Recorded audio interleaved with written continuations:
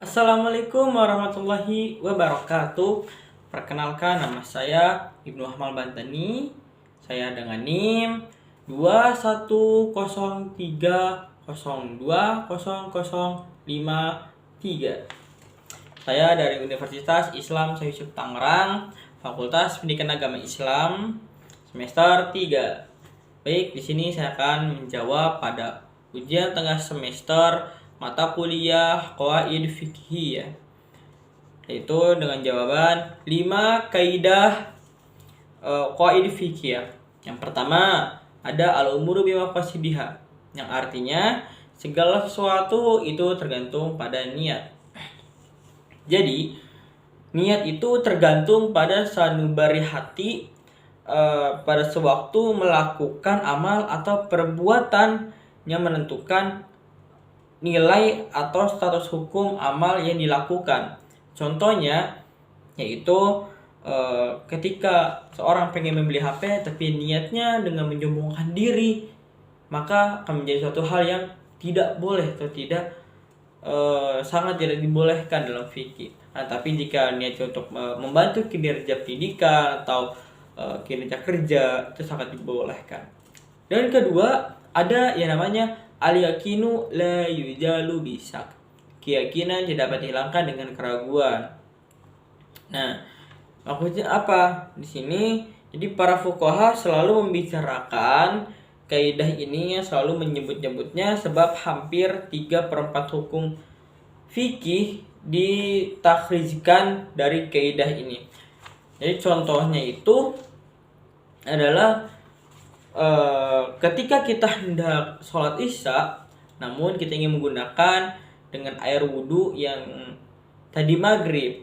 Nah, tapi kita harus hilangkan keraguan kita, dihilangkan bahwasanya kita benar-benar yakin kalau kita masih punya wudhu yang tadi maghrib. Nah, terus yang ketiga ada yang namanya al-masyaqqatu tajlibu taisir, artinya kesulitan akan menarik kemudahan. Nah, maksudnya itu adalah kayak mengerjakan sesuatu perbuatan. Nah, itu yang di luar dari kebiasaan. Nah, jadi contohnya ada dalam Al-Quran surat Al-Baqarah ayat 173. Nah, yang artinya barang siapa dalam keadaan terpaksa memakan bangkai sedangkan ia tidak menginginkannya dan tidak pula melampaui batas, maka tidak ada dosa baginya. Jadi ketika kita di dalam hutan atau di mana ketika kita sudah tidak mempunyai makanan, maka boleh memakan bangkai, seperti bangkai ikan, karena bisa dibakar gitu. Terus yang ketiga ada yang namanya al-adatu muhakkamah. Adat akan menjadi satu sandaran hukum. Maksudnya apa? Jadi dalam pembicaraan ahli hukum itu tidak ada namanya perbedaannya antara urf dengan adat. Contohnya itu akad jual beli barang yang belum jadi. Maksudnya kayak beli cincin di mas kawin, barang belum jadi. Nah, dan membelinya dengan mas kawin dengan cicilan. Jadi beli mas kawinnya itu, cincinnya itu di cicilan, nyicil. Nah, untuk apa? Untuk diberikan kepada mempelai wanita. Nah, maka barang tersebut tidak menjadi mas kawin atau sebagainya. Maka tidak jadi. Karena satu hukumnya adalah harus barang yang sudah cash gitu. Terus yang kelima, yang terakhir ada namanya ad-dararu yuzal. Ad-dararu yuzal ini adalah yang artinya adalah kebahagiaan, kemudorotan. Itu harus dihilangkan. Maksudnya yang dasar pengambilannya itu adalah innallaha yuhibbul mufsidun.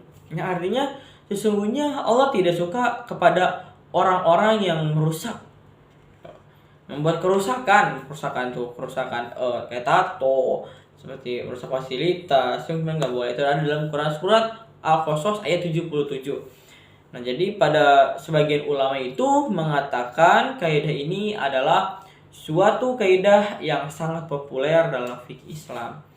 Jadi kaidah ini yang sangat benar-benar di top lah gitu. Ya, contohnya itu adalah ketika seseorang ingin bersedekah sementara keluarganya membutuhkan makanan, maka orang tersebut tidak dianjurkan untuk bersedekah, melainkan wajib memenuhi kebutuhan atau makanan keluarganya. Karena apa?